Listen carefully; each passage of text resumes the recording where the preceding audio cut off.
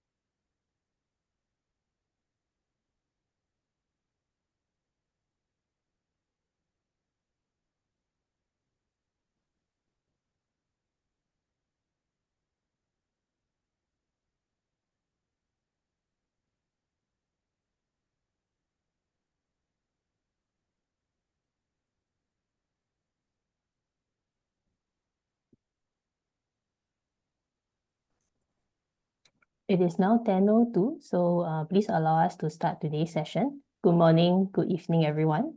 I'm Sufen, Lead for Health Data and AI at APACMed. A very warm welcome to the APACMed webinar, Ethics Matter When Applying Artificial Intelligence to Medical Technologies, Considerations for Asia Pacific. Please allow me to share my screen. And in terms of the admin instructions, before we begin today's session, do note that we will be recording this webinar and materials will be made available on our website. There will be a Q&A for about 10 minutes after all the presentations are completed. So we ask that attendees share your questions via the Zoom Q&A function, and we'll be able to pick up the questions from there. So I'm very pleased to have three distinguished speakers for us today who will delve into the ethical considerations for AI in the MedTech industry. This is one of the key pillars of work for the AI working group this year, and APACMed has partnered industry members and our knowledge partner, K&L Gates, to produce our considerations about AI and ethics for MedTech in APAC. The document is now live on our website. As AI and MedTech continues to evolve, APACMed will continue to work with stakeholders to build trust and ensure that solutions improve patient outcomes and foster responsible innovation. So without further ado, I would now like to invite our first speaker, Ms. Huda Hidari, to commence her presentation. She is the K&L Gates Career Development Assistant Professor in Ethics and Computational Technologies at the Carnegie Mellon University, and her research interests focus on the ethical and societal aspects of AI and machine learning, with emphasis on issues of fairness and accountability. Huda, over to you, please. I'll stop sharing. Thank you. Great. Thank you very much, Sufan, for that kind introduction. Let me share my slides. Can you see my slides? Yes, we can. Great. Okay, thank you very much. So it is a pleasure to have the chance to address this group. As Sufan mentioned, I am a professor at the School of Computer Science at Carnegie Mellon University. And my research is broadly centered around AI ethics and governance, particularly issues of fairness, transparency, and accountability when the technology is used to automate or assist high-stakes decision-making. So the goal of my presentation is to provide a brief overview of the AI ethics landscape and to offer some thoughts on the road to ethical and responsible governance of the technology. This will hopefully set the stage for the remainder of the conversation today, where Lucas will delve deeper into some of the principles and issues that we raise here, especially those that relate to the APACMed audience. So AI is not a new technology, and certainly in healthcare and medicine, we are not strangers to technological advancement. So let me start by asking this question: why is it important than ever? Why is it more important than ever before to understand this technology, AI, and its societal and ethical ramifications? What's new about AI? So over the past 2 decades or so, we have seen growing adoption of AI in an ever-expanding set of socially consequential or high-stakes domains. Particularly over the past 2 years, with the rise of generative AI technologies, the adoption of AI really has skyrocketed. So let's consider medicine and healthcare as just one application domain, especially given that it is very relevant to this audience. So if you look at some of the media articles on the use of AI in medicine and healthcare, only in the past couple of months, you will quickly see that there is this very hopeful picture being painted that AI is really transforming medicine and healthcare in a variety of ways. It is used in diagnostics, to analyze medical images, to detect diseases like cancer and neurological conditions. It is used to personalize medicine, and AI can, for example, be used to decipher genetic data and customize treatments based on individual needs and individual responses to medications and treatment plans. It is used in drug discovery to identify potential drug targets and reduce the cost of actual experimentation. It can be used in telemedicine where chatbots and voice assistants can provide basic medical advice. They can analyze data from wearable devices to monitor vital signs and so on and so forth. It can be used in a variety of ways to conduct surgery using robots powered by AI. It can be used in rehabilitation and elderly care. And one area that I'm particularly excited about is the use of AI for workflow optimization and operational efficiency. So AI is increasingly utilized to automate routine administrative tasks in healthcare, for example, medical coding, billing, documentation. For example, summarizing patient visits is something that takes a lot of time for doctors to do here, and utilizing AI, we can speed up that process and optimize the allocation of scarce medical resources. So there's a lot to be excited about when it comes to the use of AI in medicine and healthcare. So why are we talking about ethics and responsibility of the use of technology today? So, as with any other technology, responsible development and use of AI requires us to not solely focus our attention to the technological capabilities and potential benefits and what's exciting about the technology, but also to look into its limitations and risks of potential harms. In recent years, unfortunately, the number of harmful incidents involving AI has been on the rise, as indicated in this summary visual from an AI incident repository maintained by OECD. Again, just looking at what we've seen in the past couple of months, there is ample evidence suggesting that if designed and deployed haphazardly, AI can lead to or amplify a variety of harms in healthcare and medicine, including physical and psychological harms to patients. For example, you may want to look at this excerpt. Violations of data privacy. This one you can see experts are alarmed by people uploading their medical scans to Elon Musk's Grok AI. Lack of transparency and legibility, both to doctors and patients, amplifying existing inequities and disparities in healthcare. You see here bias in, bias out. Tackling bias in medical artificial intelligence is one article that gets to inequities in healthcare in particular and how AI can amplify that. Lack of safety and reliability in general, this question of is AI actually useful when we use it in healthcare? So without going too much into the detail, let me outline some of the major underlying causes for these types of AI-related risks and harms. So why is it that we are so concerned about the use of AI in healthcare and medicine?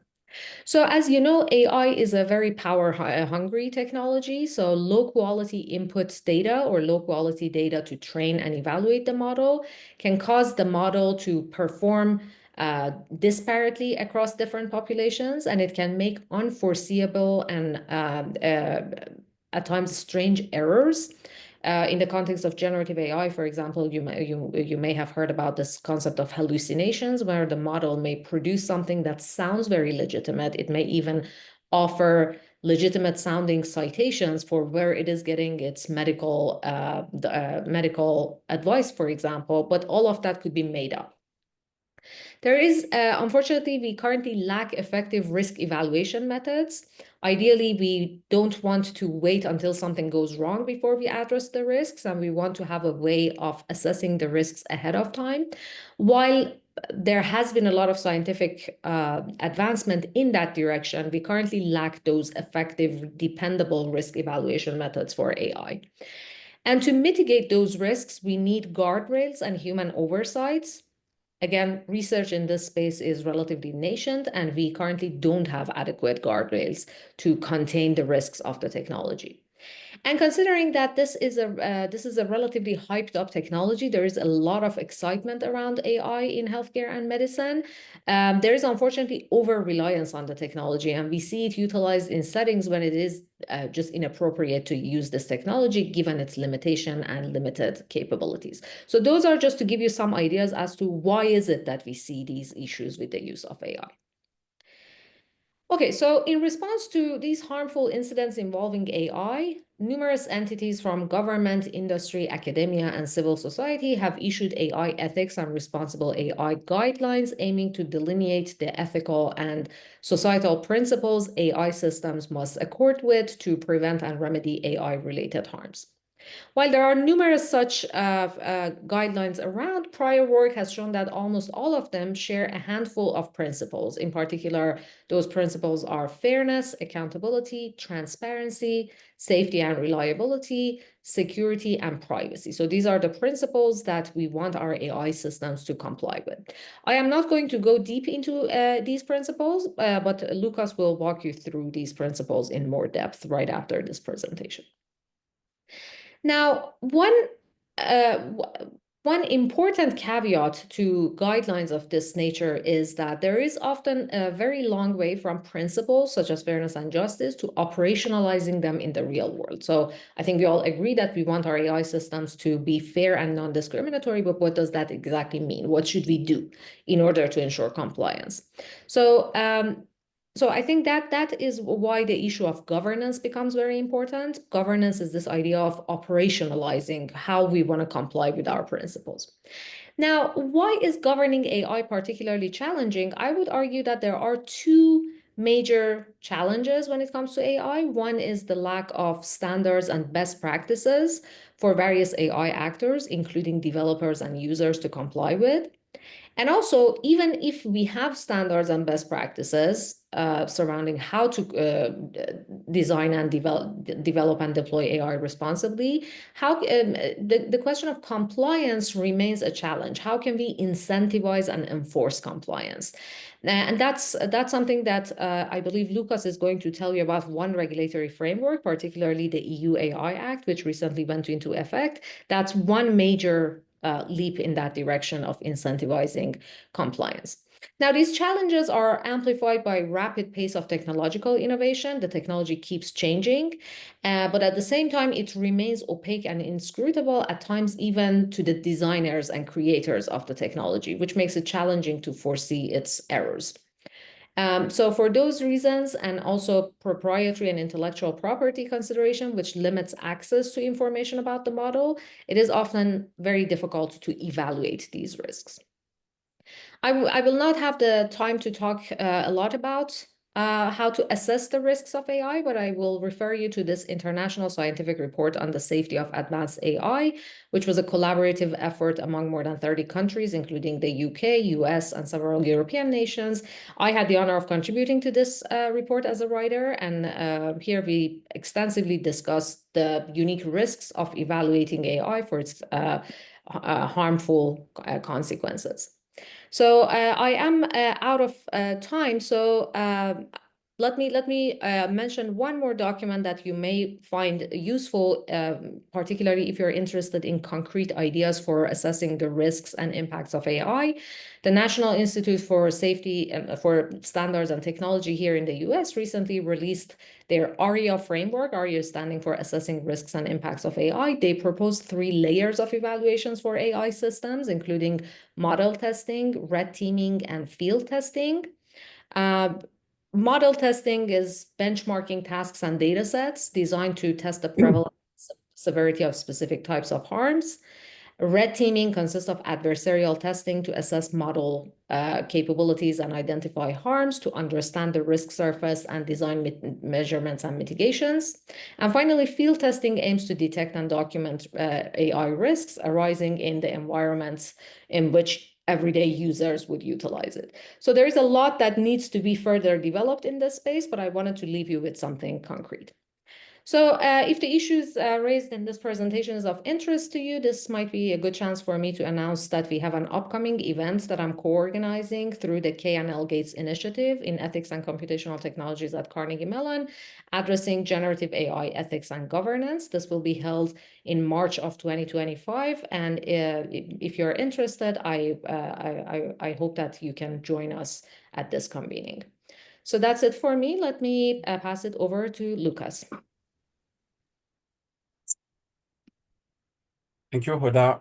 Thank you, Sufen. Hi, everyone. My name is Lucas. I'm a technology lawyer with K&L Gates in Singapore, and I focus mostly on healthcare and life sciences and MedTech, and on data privacy. So today, I'm going to touch upon AI and ethics in the healthcare sector. Next slide, please. And I'm going to start with some examples that I thought were interesting to talk about in order to show why we need some form of governance when we talk about AI and ethics. So thank you, Hoda, for setting the scene. Now I'm going to focus a bit more on the MedTech industry. So the first example I wanted to talk about is actually the one in the middle called iron deficiency. So some AI products have been developed to detect iron deficiency and anemia. Why is that? It's because the detection of anemia using classic medical tests is actually not working really well. And this is a problem for generally mothers and children, and most of the time in remote locations. So the use of medical images to detect anemia via AI tools, a few of them have been on the market, is actually a very helpful tool. However, there may be some false negative results, or there may be some lack of accuracy depending on the tool. Or maybe some population may not be diagnosed properly, and some others might be better diagnosed. So those poses issues, and Hoda alluded to those issues. It may be a question of biasness, a question of not being able to diagnose and treat someone, but yet do we still use that product because it actually improves the current situation? So that's the first tool that I wanted to mention. The second one is a blood loss AI tool that is being used in surgical theaters. One of the largest cause of death for mother in giving birth is actually loss of blood. And up until recently, the main tool that we had was sponges and doctors. So sponges put on a weighing machine would lead to transfusion of blood or not. An AI tool was developed to try to figure out more accurately how much blood was lost by the mother, so that the doctors would know very quickly and effectively if they need and had to transfuse the mother. Similarly, there are some questions here in case of a false negative or a false result from the AI tool. So the question is today is how do we implement ethical guidelines to try to prevent those risks while still permitting innovation? So there are various ways of doing it, and because you are part of the industry, you probably know what your company is doing. But it goes from nothing to having a governance committee, bringing together different functions within the organization to validate if a product, an AI product, can go to market. So this is interesting, and some other companies do have ethical codes that are already being implemented. So we can see that within the same industry, there are various ways of tackling this issue. The first question is, do I use AI? And there was a talk yesterday from one of the largest CEOs in the US that said, if you're not embracing AI, the company will probably die. So we can safely say that today and in the reasonable future, everybody will need to use AI. So you need to understand that there are some risks. Next slide, please. Those risks have been identified by different organizations, different regulators, because it's really a thing. So we all know that the medical device industry and the diagnostics industry is already a highly regulated industry. But there are some specific risks around the use of AI in this field. And I'm going to focus today on two different, because I cannot cover everything. So I'll focus on the World Health Organization guidelines and on the Singapore Health Sciences Authority guidelines on the use of AI. So the WHO published a first report in 2021, followed by a second report in 2024, specifically on AI and LLMs for health. They have identified key ethical principles for the use of AI for health. And they have tried to explain those principles in the reports so that developers, companies, civil society, hospitals, and governments and international organizations have them in mind when they develop AI products or are confronted to AI products. So the 6 principles that WHO has highlighted, and I'm gonna talk to you through them because I think it's important for all of us to understand what are those principles. The first one is called protecting human autonomy. And to me, it's almost the most important one, especially in the field of MedTech. Why? Because we have patients and everything we do is generally towards patients. We have doctors who make decisions that are important for patients' lives, and we can all be patients and we are all treated by doctors. So it's important to refocus what we're trying to achieve. And so if we use AI, we cannot transfer the decision-making power to machines. We need to protect the human decision autonomy so that there are decisions that are made by humans, for humans. The second one is slightly related but slightly different, is promoting human well-being and safety and the public interest. The overarching principle here is that AI technologies should not harm people. So the designers of AI technologies should, of course, satisfy regulatory requirements for safety as they would do for any type of MedTech product, but also in terms of accuracy and efficacy. So everything should be designed so that the human well-being, and I would say even the patient well-being, is at the front and center of any AI products that are being developed. The third principles, because there are 3 that are combined in one, are transparency, explainability, and intelligibility. That means that AI technologies today, when we talk about large language models, are very complex machines. They have a lot of lines of codes. And if you're not a specialist, it's very hard to understand them. However, we need to be transparent that we are using AI. So if a doctor is using AI to make decisions, it should be disclosed. So that's the first thing. Transparency is quite key. And it's the same for us as lawyers. If we use AI, so I have a co-counsel, which is one of the AI tools, I need to be transparent about it and even request the consent of my client when I use AI products. The second branch of that principle is explainability. Explainability means that you should be able at any given time to explain why a decision was made.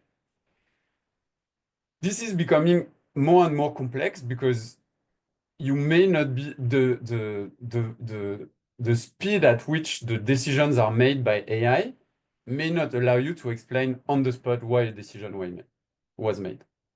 However, and I'm going to deep dive into this maybe a bit later, or maybe now, like it's an interesting one.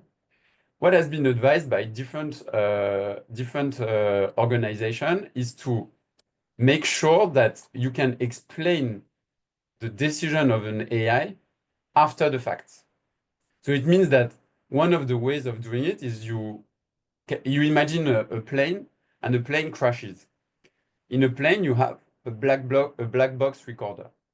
And so a few of the regulators or thought leaders in that field, so for instance, Singapore IMDA, is incentivizing developers and companies using AI to have what they call a black box recorder to explain decisions made by the AI. So say for healthcare or MedTech, in the MedTech context, one of the tools that I mentioned earlier, so it doesn't detect anemia for whatever reason. We then realized that that was a bad decision. So we need to go back and look at why that decision was made. Was it that there was not enough photos? Was it that they had like some input based on a certain hospitals that there was a lesser prevalence, for instance? Whatever. But we need to be able to go back and explain. And intelligibility is quite similar, is being able to explain what's happening.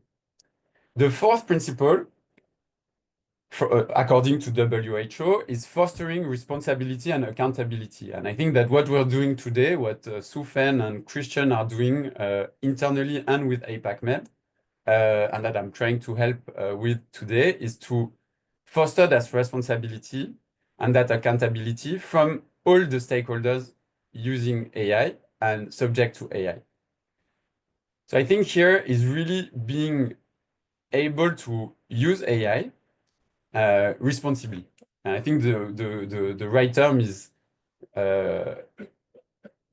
ensure that all patient, clinicians, doctors, companies, startups, developers are aware of what they're doing and what they're trying to achieve, and they need to achieve it and be accountable for what they're doing. The fifth principle is inclusiveness and equity. So coming back to my example on anemia, not being able, for instance, and that works for other type of AI. So one example that was out in the US was an AI tool to manage to detect skin cancer. And on some part of the population with darker skins, they could not detect skin cancer. So here, there's a big issue on, is my product right for market? Because if you exclude some part of the population, there's a problem. So we need to make sure that the AI that is developed for health is appropriate for everyone and is not discriminating against age, sex, gender, income, race, ethnicity, sexual orientation, and any type of discrimination ever. So this is quite key, and especially in the healthcare space, because we want to treat patients equally. And finally, the last principle that was highlighted was the promotion of AI that is responsive and sustainable. And sustainable is, in my opinion, one of the most underrated principles in the space today. And Hoda rightfully mentioned earlier that when we talk about sustainability, when we talk about AI, there's a lot of computing power that can lead to a lot of energy consumption. And so, and one key figure that I read recently was that today AI costs around 2% to 3% of carbon emission globally. In 5 years, it's going to be 6%. So it's going to between double and triple in the next 4 years or 5 years. Sorry, by 2030, sorry, not 2025. So it's a massive question. And so today there's a lot of discussion around, can we train the models together? So as an industry, and Europe is very big in what they call spaces. So they want all industries to come together to share data, commercial data, in particular, not only, but in particular to train AI models that will be applicable across the board. So those are bringing all sorts of different other issues. For instance, confidentiality, safety, antitrust even. So this is not an ethic question, but it brings back all those questions. So all in all, to say that those principles should be taken into account, and I think that sustainability is a bit underrated, and because all companies, and especially European companies, have to comply with SBTi requirements and other types of requirements. It's key that when we are developing AI tools, we take that into account. And please ask questions. I'll pause here just 2 seconds, but please ask questions in the chat, and then we can have sometimes at the end to discuss and try to answer some of your questions or concerns. So now moving to Singapore Health Authority guidelines. So here you can see that some of the regulators have deep dove into this. Not only from a software as a medical device perspective, but also from an ethical perspective. And this is an interesting development because, again, as we mentioned earlier, and in all the discussion we had with the working group, MedTech is already very, very, very, very regulated, especially compared to other industries. And so it's very interesting to see that the regulators are actually taking that into account specifically. They don't use their older technology, the older frameworks, but using a new framework to talk about AI and ethics. So the first principle that was highlighted here is when you develop and implement an AI medical device, this should not result in discriminatory, or unjust clinical impact on patients across different geographies and across demographic lines. So this is the principle of fairness. The first principle that HSA is pulling forward is fairness. The second one is responsibility. So similar to what I just discussed, the developers should be responsible for the design of the algorithms and the output of the algorithms. So when organizations are using what they call AIMD, so artificial intelligence medical device, in order to deliver care and healthcare in general, it should be done in a responsible manner so that the decision and the clinical outcome arising from that use ensures safe care to the patient and to the doctors as well. The fourth principle is transparency. So I talked about it. The end users should be aware that a doctor or a patient or a hospital is using AI. And a doctor should be aware that the hospital is using AI as well. So here is really to make sure that everybody is informed. And when you're interacting with an AI MD, you are aware that it is an AI. And so there's a lot of questions. I don't know, maybe you've heard about what they call blueprints, but it's very similar to any industry. I think there will be a lot of questions on, do you need to disclose? And the belief is that yes, you will need to disclose that you're using an AI. And the last point is what I touched upon earlier, is called explainability. So here, the decisions or recommendations made by an AIMD should be explainable and reproducible, meaning that you need to understand why it's done that, but also you need to be able to replicate it.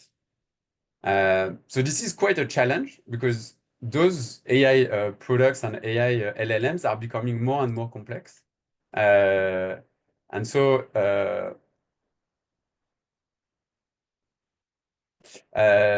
sorry, yeah, my slides are quite limited because I rather talk, but if need be, I can share more on this.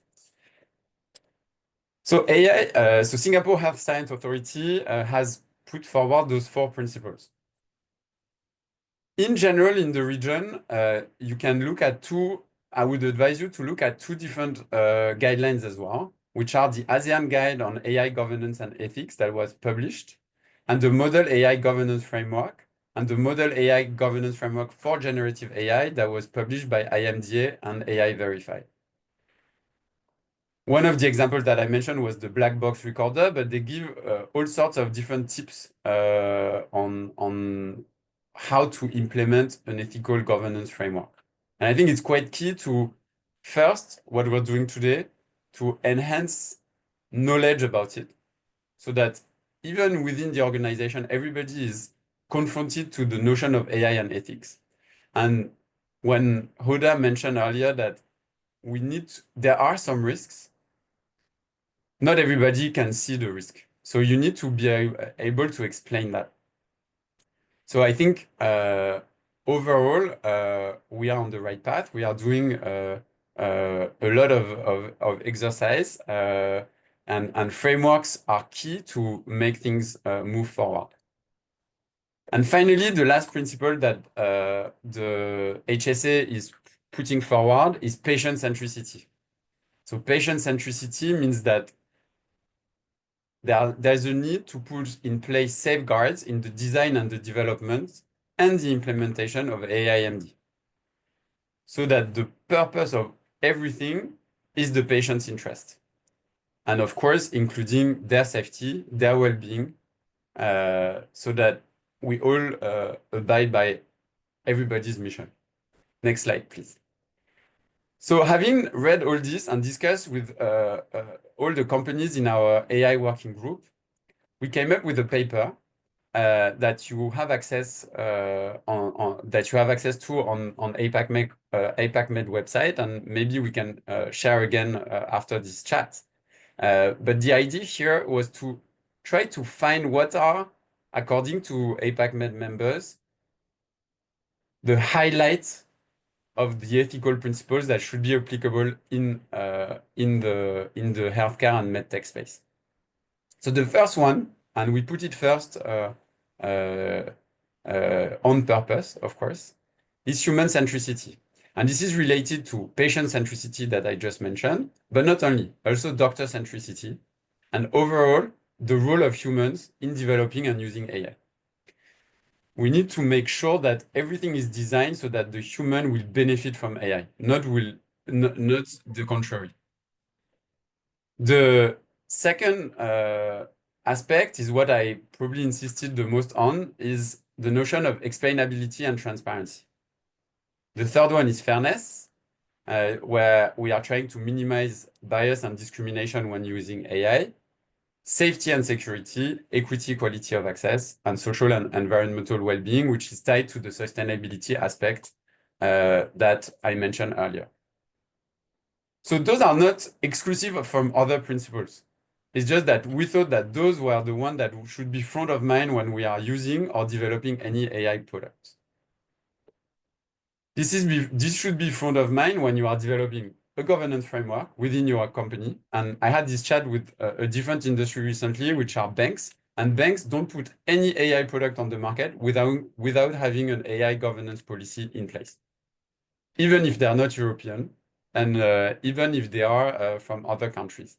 So I think having in place a policy, like you have a data policy or a harassment policy, is actually very important and will become more and more important when you're dealing with AI. And the mere fact that we have a lot of tools, Gen AI tools that are being used, ChatGPT and the likes, and not even like related directly to MedTech, but used by the MedTech industry, is key to develop AI policy guidelines. And if you're in compliance or in regulatory, those are in my opinion, key areas of development in each companies today. Next slide, please. So now that we've highlighted what we identify as the main AI ethical principle, I wanted to touch upon the EU AI Act. Why do I want to talk about the AI Act from the EU in Asia?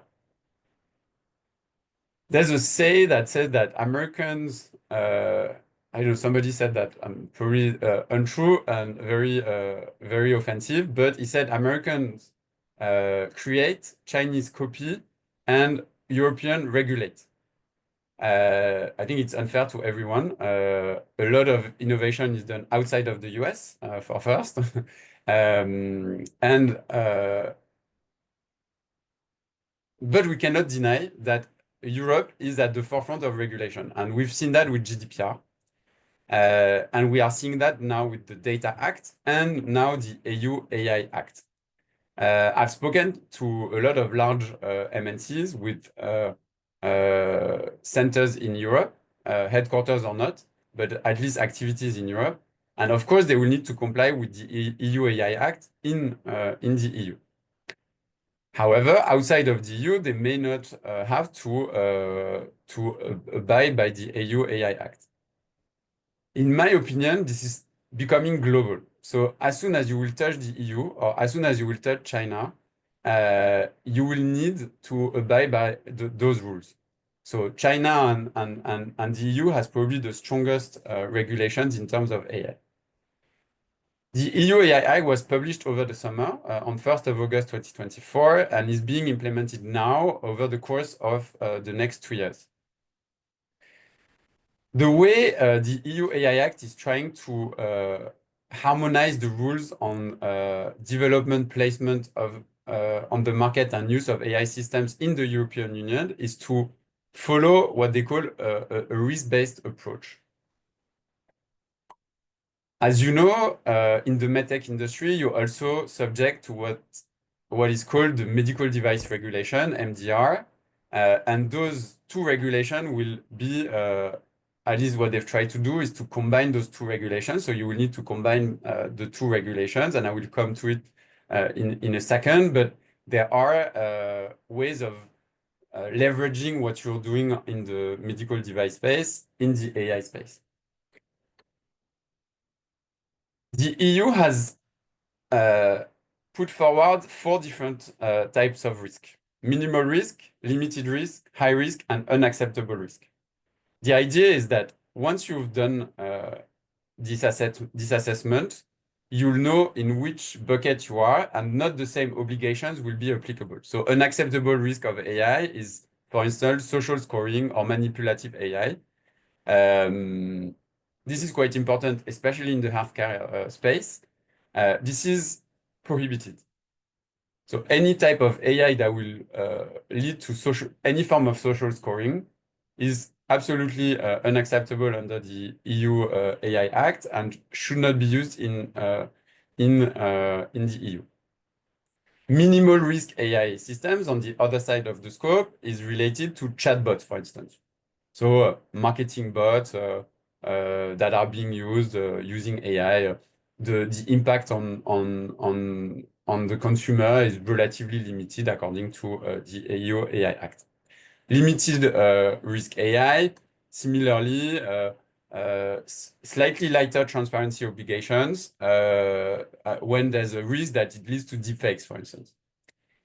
And the most important one for the MedTech industry is what they call high-risk AI systems, where you'll have a lot of obligations. So some obligations will be conformity assessments, ensuring AI transparency, ensuring AI robustness and accuracy, and establishing post-market monitoring systems.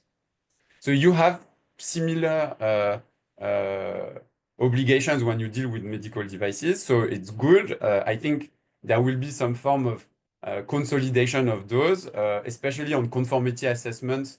I was reading that the certificators will be able to certify both at the same time, or on post-market monitoring systems, the regulatory teams will be able to dedicate someone for the AI products, but it won't be so different to what they're doing today.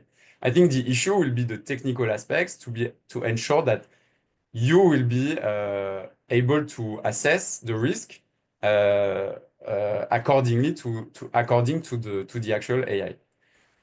So when you read a bit about this, it seems to be a consensus on the fact that MedTech devices, products, and services like diagnostic tools or surgical robotics or personalized treatment plans that rely on AI components will likely be subject to the Act and will likely pose some form of health and safety risk that will make it or classify it as a high-risk AI system.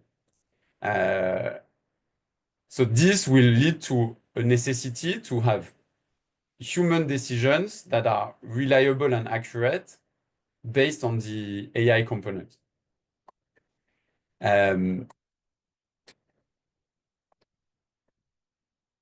I think here, the overall impact of this, I think, will be dual. That's my own opinion. First, because a lot of the MNCs and startups that need to deal with the EU market, which is more than 550 million people, which is a lot, will need to deal with the EU AI Act. So I think there's two paths. Either you implement systems that are applicable across the globe based on the EU AI Act, at least in some way or forms. And I believe maybe not straight away, but in the near future, we are going to see that sort of harmonization of EU AI Act type of risk-based approach. And I've had discussions this week, not later than this week, with some clients where they say, look, we have headquarters in Europe. We need to implement the EU AI Act and we'll do it across the board. That is not the case for everyone, but this will be, in my opinion, a tendency that we will see increase in the next few years. The second aspect will be if it works well and if it becomes some form of gold standard like GDPR did, we will see other regulators and other governments try to implement some form of risk-based approach in their own legislation. So EU is leading the way, trying to lead the way. Is it good or bad for innovation? We will see. I'm not sure it's great, but I'm not sure it's bad either. Maybe it was not the right time. I'm not sure. Maybe it should have been done in the next few years, not today. Better safe than sorry, others will say. So I believe there will be an impact of the risk-based approach in other regulators. So I think companies who are global will need to prepare for this shift.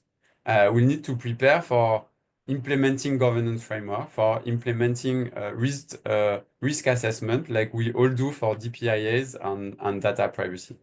And the last takeaway that I wanted to share, and then we can switch to question, is that there was an interesting report by the OECD in June this year. If you want to look at it, is the convergence of data privacy and AI notions. And so we see that today, for instance, accountability is a principle that you find in the data privacy regulations and in the AI guidelines and frameworks, but they don't mean exactly the same. So there will be a convergence, in my opinion, of those two. Not only in my opinion, actually, my opinion doesn't matter. But when you read the OECD and when we talk with different experts, there will be a convergence of notions between data privacy and AI regulation. Why? Because the basis of AI is really data. And so, in my opinion, again, not only my opinion, sorry, I'm overstating that, there will be a convergence and we will see a lot of discussion between data specialists and AI specialists because they will need to speak to each other to implement guidelines. So I think I'm going to pause here and see if anyone has questions. Lucas, perhaps we move to the point of view first, and then we will see if there are questions right at the end for the last 5 minutes. Of course, sorry. Yes, of course. So thank So you. I hand over Lucas. to Christian now. Yeah. Thanks, Lucas, for that Thanks very for listening to me. insightful presentation. I now would like to invite Christian, who is the VP and Chief Legal Counsel Asia Pacific or Striker, and also our APACMed Legal Ethics Compliance Committee Chair, to formally launch this document that Huda Lucas has alluded to during the initial parts of their presentation. So if I can invite Christian, please. Thank you. Thank you, Sufan, and thank you, Lucas. I think it's a great spot to actually present this document because Lucas tried to outline what's the relation out there, what are the developments. Everything moves rather quick from a technology perspective, from a regulation perspective. And what we've done is a two-page document to keep track with those developments. So I think it's great now, after you have heard from Luca, a question maybe, well, what's next? What's now for us? How can we actually grapple that? And what we propose from an APACMed perspective is let's really bring it back to the basics. This is what Luca explained with the principles and what you find in the document. So it's a two-page document. It's generic. It aims to be a guardrail for the industry in Asia Pacific here to create a framework to enable the companies to apply and develop AI tools in the years to come.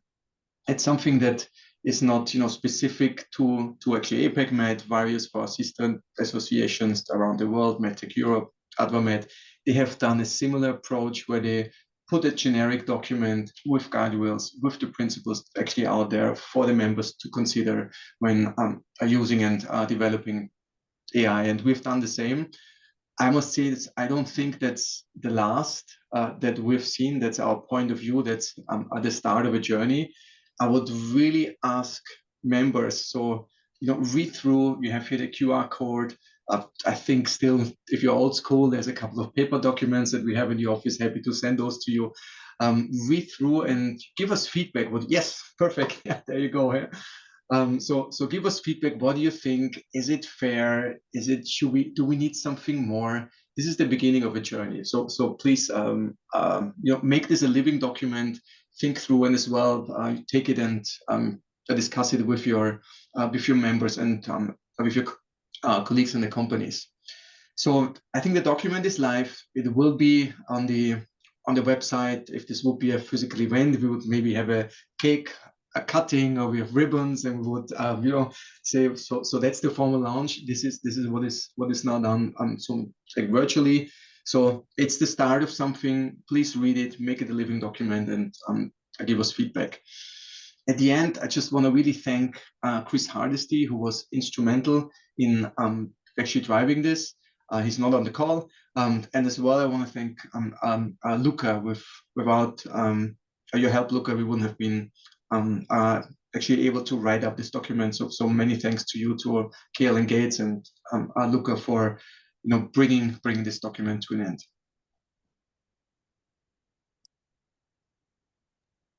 Thank you, Christian. Thank you, Christian, for the kind words. We have about 5 minutes left. I would just want to open the floor to see if anyone has questions. If you would like to raise them verbally, you may raise your hand, and then we can also unmute you if that's the preferred. So I'll pause here for a couple of minutes just to see if there are any more questions coming through. I think those who put your questions through the Q&A function, we have already sort of tackled them. And if you're interested in the guidelines that Lucas was talking about during his presentation, we'll be able to share the links through after this session when we gather them. Yes. Yeah. Okay. I don't think there are further questions from the audience. So before I run go, please take a minute to scan the QR code here to give some feedback on how APACMed may run our webinars or our future events for your feedback.